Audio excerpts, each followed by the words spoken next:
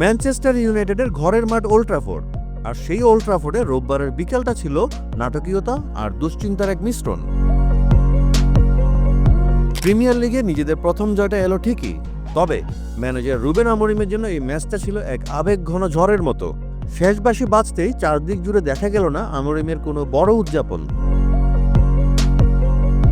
Match শেষে Amorim চুপচাপ প্রতিপক্ষ কোচ স্কট পার্কারের সঙ্গে হাত মেলালেন, খেলোয়াড় জোশুয়া জার্জির কাছ থেকে একটা আলিঙ্গন নিলেন, আর তারপর সোজা টানেলে হেঁটে চলে গেলেন।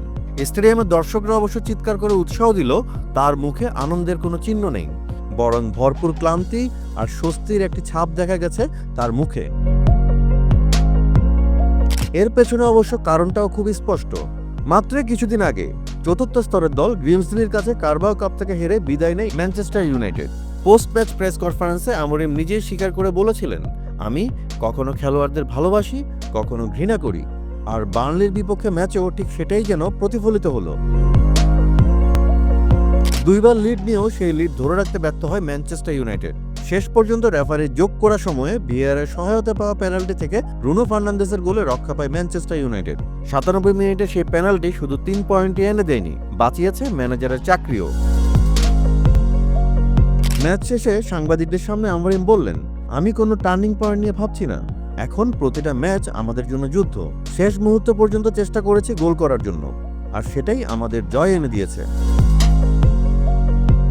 তবে এই ম্যাচে গোলের পরিসংখ্যান বলছে ম্যানচেস্টার ইউনাইটেড আসলে অনেক সুযোগ নষ্ট করেছে। পুরো ম্যাচে 26টি শট নিয়েছিল তারা, সৎ সুযোগ মিস করেছে আমাদ দিয়ালো, যেটি ছিল নিখুঁত কাউন্টার অ্যাটাক থেকে আসা।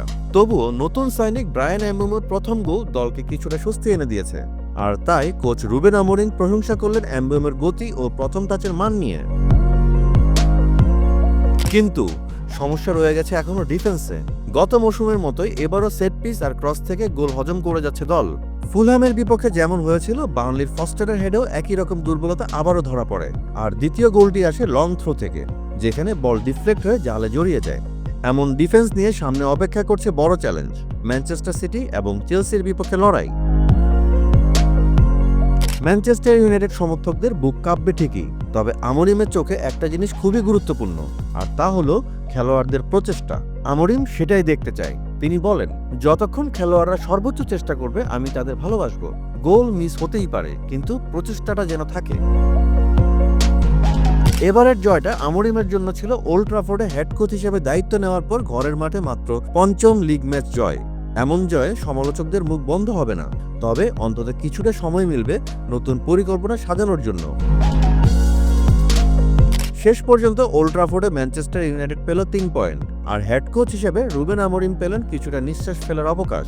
ফুটবলে যেমনটা বলা হয়, জয়ই আসল কথা, কিন্তু ম্যানচেস্টার ইউনাইটেডের ভক্তদের মনে প্রশ্ন রয়েই গেছে, এই জয় কি কেবল সাময়িক স্বস্তি, নাকি আসলেই শুরু হলো নতুন অধ্যায়? আপনার মতামত জানাতে পারেন কমেন্টে। ফুটবলের সব আপডেট, বিশ্লেষণ ও ইনসাইড স্টোরি পেতে লাইক দিন, শেয়ার করুন ও সাবস্ক্রাইব করুন বাংলা ফ্লো ইউটিউব চ্যানেল। একই সঙ্গে সংযুক্ত থাকুন বাংলা ফ্লোর ফেসবুক, ইনস্টাগ্রাম ও টিকটকেও।